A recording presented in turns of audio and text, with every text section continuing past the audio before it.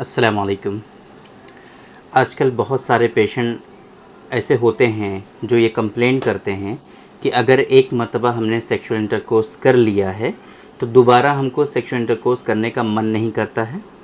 एक बात तो ये, दूसरा ये कि अगर हम कोशिश भी करें, ट्राई भी करें तो इरेक्शन जो है वो जल्दी से अचीव नहीं होता है। इरेक्शन जो है वो अच्छे से आता नहीं है और बहुत टाइम लगता है। तो इसको बेसिकली हम लोग रेफ्रेक्टरी पीरियड के नाम से जानते हैं। ये जो जितना टाइम आपको लग रहा है दोबारा से जो है सेक्सुअल इंटरकोर्स करने के लिए, इरेक्शन को अचीव करने में जितना टाइम आप स्पेंड कर रहे हो, उस टाइम को, उस पीरियड को हम लोग रिफ्रैक्टरी पीरियड के नाम से जानते हैं। तो आज के इस वीडियो में हम इसी रिफ्रैक्टरी पीरियड के बारे में आप लोगों से बात करने वाले हैं कि ये बेसिकली क्या होता है, किन लोगों में कितना होना चाहिए और इसके एबनॉर्मल होने के पीछे की कहानी क्या है, और अगर ये एबनॉर्मल है और बहुत ज़्यादा लॉन्ग आपका रिफ्रैक्टरी पीरियड है तो आप इसको कैसे डिक्रीज़ कर सकते हैं, कैसे इसको नॉर्मल कर सकते हैं। ये सारी चीज़ें आज के इस वीडियो में हम कवर करने की कोशिश करेंगे। वैसे तो हमारे पास इस तरह के बहुत सारे पेशेंट आ रहे थे, बहुत दिनों से इस तरह के पेशेंट जो है वो बार बार ये कंप्लेन कर रहे थे कि रिफ्रैक्टरी पीरियड जो है उनका काफ़ी ज़्यादा प्रोलॉन्ग्ड है, तो कैसे उसको कम किया जाए। लेकिन हम शुक्रिया अदा करना चाहेंगे हमारे एक व्यूवर का, जिन्होंने इस तरफ हमसे रिक्वेस्ट की और इसके बारे में उन्होंने कहा कि रिफ्रैक्टरी पीरियड के बारे में उनको बताया जाए। तो उन्हीं के रिक्वेस्ट पर और बहुत सारे पेशेंट का ये कंसर्न है, तो इन सारी चीज़ों को मद्देनज़र रखते हुए आज के इस वीडियो में ये सारी चीज़ें हम इंशाल्लाह आप लोगों से डिस्कस करने की कोशिश करेंगे। मेरे बारे में तो आप जानते ही हैं, मैं हूँ डॉक्टर निज़ामुद्दीन कासमी और मैं पिछले कई सालों से अल्हम्दुलिल्लाह यूनानी सिस्टम ऑफ मेडिसिन पर बेस्ड जो है सेक्सुअल डिसऑर्डर्स और इनफर्टिलिटी के लिए हम प्रैक्टिस करते हैं as a sexologist and infertility specialist. अगर आपको इस तरह की कोई परेशानी है तो आप डायरेक्टली हमसे कंसल्ट कर सकते हैं और हम प्रॉपर जो है एवेल्युएशन के बाद आपको इन सारी परेशानियों से आपको निजात दिलाने की कोशिश कर सकते हैं। हमारी वेबसाइट है www.sairahealthcare.com। अगर आपको ऑनलाइन कंसल्ट करना है तो इस वेबसाइट पर विज़िट करके आसानी से आप अपना अपॉइंटमेंट शेड्यूल कर सकते हैं और डायरेक्टली आप हमसे कंसल्ट कर सकते हैं। और अगर आप दूर हैं और या फिर आप दूर हैं तो ऐसी कंडीशन में ये ऑनलाइन कंसल्टेशन कर सकते हैं, या अगर आप पास में हैं बाराबंकी उत्तर प्रदेश के तो हमारे सेंटर पर डायरेक्टली आप तशरीफ़ भी ला सकते हैं। ये बाराबंकी उत्तर प्रदेश में सिचुएटेड है, सायरा हेल्थ केयर है। तो हम बात करते हैं रिफ्रैक्टरी पीरियड के बारे में। तो जैसे कि मैंने स्टार्टिंग में आप लोगों को बताया, होपफुली आप लोगों की समझ में आ गया होगा कि रिफ्रैक्टरी पीरियड क्या होता है। फिर भी एक मरतबा हम आपको बताने की कोशिश करते हैं। रिफ्रैक्टरी पीरियड, वो टाइम कि एक मरतबा सेक्सुअल इंटरकोर्स करने के बाद, डिस्चार्ज होने के बाद, ऑर्गेज़म को अचीव करने के बाद दोबारा से सेक्सुअल इंटरकोर्स के लिए तैयार होने में जितना टाइम आपको लगता है या जितने दिन आपको लगते हैं, वो टाइम आपका रिफ्रैक्टरी पीरियड कहलाता है। फॉर एग्जांपल आज की डेट में आपने सेक्सुअल इंटरकोर्स किया, सीमेन डिस्चार्ज हुआ, ऑर्गेज़म अचीव हुआ, तो फिर उसके बाद अब कब आपका मन करता है, एक तो ये साइकोलॉजिकल रिफ्रैक्टरी पीरियड होता है कि आपका मन अब कब करेगा, आज तो करेगा नहीं, या फिर आज कर रहा है तो कितनी देर के बाद कर रहा है, या फिर दोबारा से इरेक्शन आ रहा है तो कितने टाइम के बाद इरेक्शन आ रहा है। ये चीज़, ये जो पीरियड है एक इरेक्शन से दूसरे इरेक्शन तक, या एक जो ख्वाहिश हुई थी आपको सेक्सुअल इंटरकोर्स की, उस पीरियड से लेकर के दूसरे सेक्सुअल इंटरकोर्स के बीच जो ख्वाहिश होने वाली है आपको, उस पीरियड को हम लोग रिफ्रैक्टरी पीरियड के नाम से जानते हैं। ये पेशेंट में वेरी करता है, बहुत सारे पेशेंट में कुछ मिनट से लेकर के कुछ घंटों और इवन कुछ दिनों तक भी हो सकता है।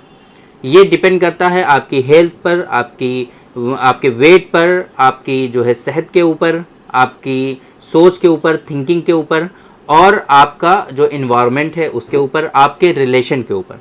इन सारी चीज़ों पर आपका रिफ्रैक्टरी पीरियड जो होता है वो डिपेंड करता है। वो कम या ज़्यादा लोगों का हो सकता है, लेकिन आम तौर पे हम जो मानते हैं वो 30 मिनट्स टू 5 to 6 आवर्स तक का जो टाइम होता है रिफ्रैक्टरी पीरियड, वो कहीं ना कहीं हम नॉर्मल मानते हैं लोगों के अंदर, डिपेंडिंग ऑन वो सारी सिचुएशन जो अभी हमने आपको बताई, बॉडी वेट, एज, बॉडी का मास, रिलेशनशिप स्टेटस, और आपका लोकेशन, आपका इन्वायरमेंट, आपका जो है जो हेल्थ की कंडीशन है, आपके जो वाइटल ऑर्गन्स हैं, उन सारी चीज़ों पर आपका ये रिफ्रैक्टरी पीरियड जो है वो डिपेंड करता है।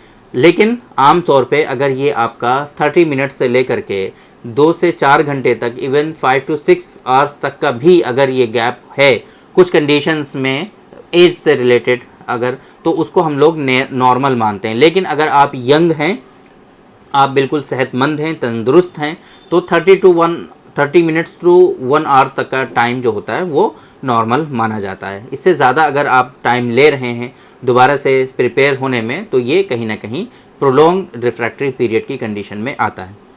तो ये बात आपकी होपफुली समझ में आ गई कि रिफ्रैक्टरी पीरियड कितना होना चाहिए, है ना। लेकिन बहुत सारे पेशेंट जो ये कंप्लेन करते हैं कि एक मरतबा सेक्सुअल इंटरकोर्स करने के बाद फिर तो पूरे हफ्ते तक उनको मन नहीं करता है। तो ये सारी कंडीशन डिजीज़ में आती हैं, ये सारी कंडीशन जो होती हैं ये बीमारी की कंडीशन होती हैं, और इसको हम लोग कहते हैं प्रोलॉन्ग रिफ्रैक्टरी पीरियड। अब इसके पीछे के फैक्टर समझने की कोशिश करते हैं कि ये रिफ्रैक्टरी पीरियड बेसिकली लोगों के अंदर होता क्यों है। तो पहले नंबर पे एज के बढ़ने के साथ साथ, उम्र के बढ़ने के साथ साथ आपके अंदर रिफ्रैक्टरी पीरियड जो होता है वो प्रोलॉन्ग होता जाता है। अगर आप 40, 45, 50 तक पहुंच रहे हैं, देन आपका रिफ्रैक्टरी पीरियड जो है वो 24 घंटे तक भी हो सकता है। तो ऐसी कंडीशन में आपको परेशान होने की हरगिज़ ज़रूरत नहीं है, इतने में आपको तसल्ली करनी पड़ेगी। इसके अलावा आपकी हेल्थ अगर सही नहीं है, आपका लाइफस्टाइल सही नहीं है, आपका बॉडी वेट सही नहीं है, तो ऐसी तमाम कंडीशन में आपका रिफ्रैक्टरी पीरियड जो है वो प्रोलॉन्ग हो सकता है। आपने मास्टरबेशन बहुत किया है पहले, मास्टरबेशन की हिस्ट्री बहुत ज़्यादा रही है, या सेक्सुअल इंटरकोर्स भी इवन आपने बहुत ज़्यादा कर रखा है पहले, तो उसकी वजह से भी रिफ्रैक्टरी पीरियड जो है आपका वो प्रोलॉन्ग हो सकता है। ओवरऑल अगर आपके पैल्विक फ्लोर मसल्स जो हैं वो वीक हो गए हैं, तो उसकी वजह से भी आपके अंदर रिफ्रैक्टरी पीरियड जो है वो प्रोलॉन्ग हो सकता है। आपके अंदर हार्मोनल इम्बैलेंस है अगर, तो उसकी वजह से भी आपके अंदर रिफ्रैक्टरी पीरियड जो है वो प्रोलॉन्ग हो सकता है। तो ये सारी कंडीशन कहीं ना कहीं कुछ ऐसी हमने बताई हैं कि जिनकी वजह से आपके अंदर रिफ्रैक्टरी पीरियड जो है वो काफ़ी ज़्यादा प्रोलॉन्ग हो सकता है। अब बात करते हैं कि अगर आपका रिफ्रैक्टरी पीरियड जो है वो प्रोलॉन्ग है, बढ़ा हुआ है, तो कैसे आप इसको डिक्रीज़ कर सकते हैं, कैसे कम कर सकते हैं। तो रिफ्रैक्टरी पीरियड बेसिकली अगर आपका ज़्यादा है तो उसको कम करने के लिए वो सारी बातों पे आपको वर्क करना पड़ेगा जो भी हमने आपको बताई हैं। एज पे हम कुछ कर नहीं सकते हैं, जाहिर सी बात है, अगर एज आपकी ज़्यादा हो गई है तो उसको कम नहीं किया जा सकता है। लेकिन हम उस एज में रहते हुए जो वीकनेसेस आपके अंदर आई हैं, जो कमज़ोरियाँ आपके अंदर आई हैं, उनको रिजॉल्व कर सकते हैं। आपका साइकोलॉजिकल जो इश्यूज़ हैं उनको रिजॉल्व कर सकते हैं, फिजियोलॉजिकल जो इश्यूज़ हैं उनको भी हम लोग रिजॉल्व कर सकते हैं। तो आपको क्या करना चाहिए? पहले नंबर पे अपने रिलेशनशिप अच्छे करने हैं। किससे? अपने पार्टनर से, फीमेल पार्टनर से रिलेशनशिप जो हैं वो आपको अच्छे करने हैं, और उसमें लड़ाई झगड़े और ये सारी चीज़ें नहीं होनी चाहिए। एक अच्छा लव का जो रिलेशनशिप है, एक मोहब्बत भरा रिलेशनशिप आपका होना चाहिए। दूसरे नंबर पे आपका लाइफस्टाइल बहुत इसमें इम्पॉर्टेंट है। लाइफस्टाइल आपको अच्छा बना के रखना है, अच्छा मेंटेन करना है। तीसरे नंबर पे बॉडी वेट आपका जो है BMI के अकॉर्डिंग होना चाहिए, बॉडी मास इंडेक्स के अकॉर्डिंग आपका बॉडी वेट होना चाहिए। इसके अलावा आपका रहना सहना अच्छा होना चाहिए, रेगुलर एक्सरसाइजेज होनी चाहिए, स्पेशली कार्डियो ज़रूर आपको करना चाहिए। ऐसी एक्सरसाइजेज आपको ज़रूर करनी चाहिए जो आपकी हार्ट से रिलेटेड हैं। आपका हार्ट जो है वो काफ़ी एक्टिव होना चाहिए, आपका हार्ट जो है वो तंदुरुस्त और सेहतमंद होना चाहिए। नॉट ओनली हार्ट्स, आपका जो है वाइटल ऑर्गन्स है ना, जितने भी वाइटल ऑर्गन्स हैं वो सारे आपके काफ़ी ज़्यादा सेहतमंद होने चाहिए। इसके अलावा आपका पैल्विक रीजन जो है, पैल्विक फ्लोर मसल्स जो हैं PFM, वो भी स्ट्रॉन्ग होने चाहिए, और इसके लिए आपको और दीगर एक्सरसाइजेस के साथ साथ में आपको कीगल एक्सरसाइज भी करनी चाहिए रेगुलर बेसिस पे।